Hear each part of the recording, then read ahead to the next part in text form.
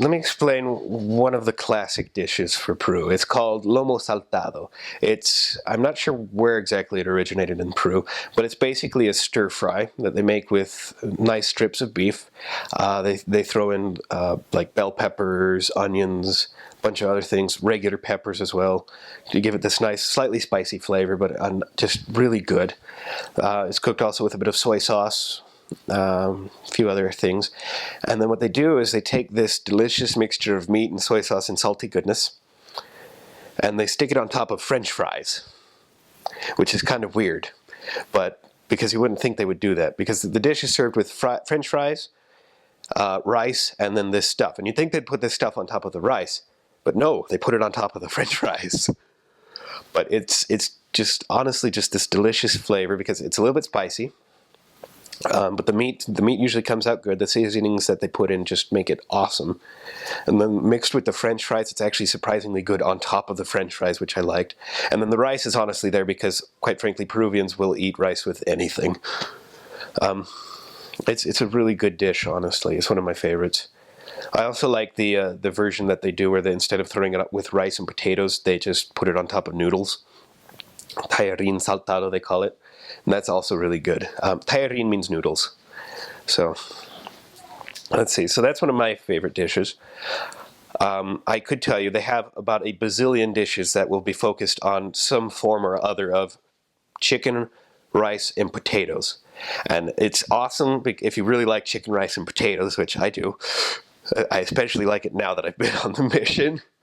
But, for example, Pollo entomatado, which is tomato chicken. It's kind of a fun name.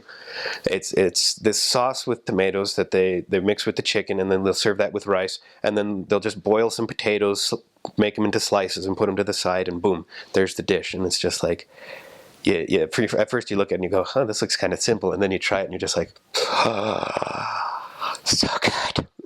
So good.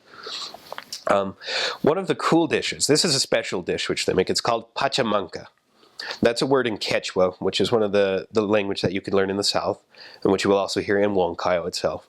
Pachamanca is translated effectively to dirt chicken.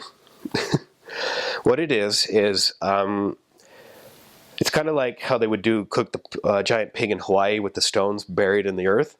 They will do something like that, but they'll do it with chicken. So they also do it with pork and different things, but one of the primary things is chicken. They take and they heat up stones in a fire. They get some good stones.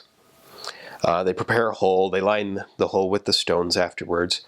And then they'll pour in just tons of potatoes. Put a layer of potatoes. Then like a layer of corn, maybe a layer of lima beans, which they eat surprisingly quite a bit of lima beans down there, which surprised the crud out of me. Lima beans.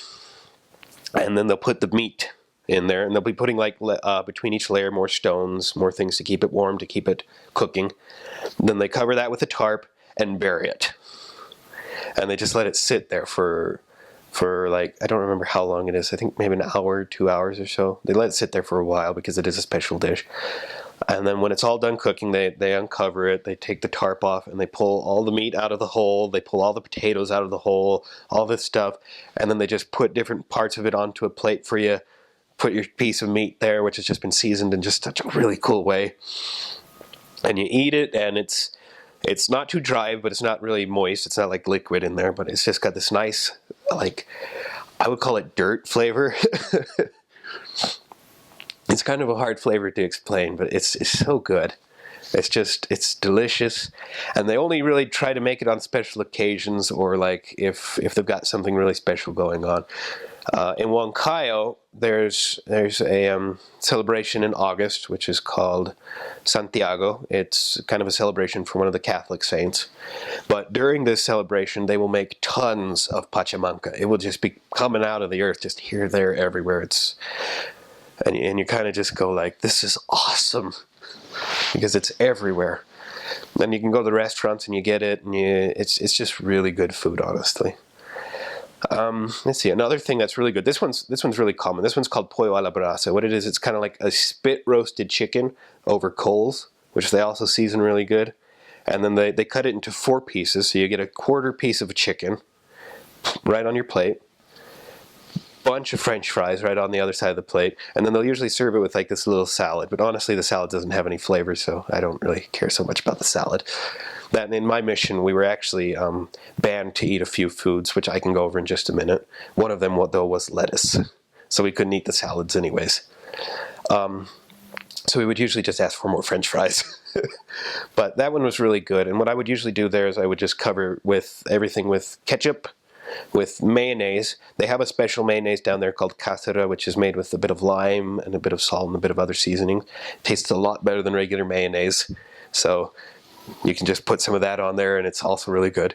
And then I also used some of the spicy cream sauces that they make. A lot of the sauces that they'll make down there, a lot of them will be kind of homemade. If you go to restaurants, you will also end up eating watered down ketchup. It's just going to happen. They don't have tons of money, so they'll try to cut corners where they can. But you kind of just go, okay, that's fine, whatever, and you just eat it anyways with a lot of salt. But that's how I would eat it anyways. I thought it was great. And in some restaurants, I would also put what was called crema de aceituna, which is basically olive sauce. It's basically they ground up olives and mayonnaise, but it tastes really good. So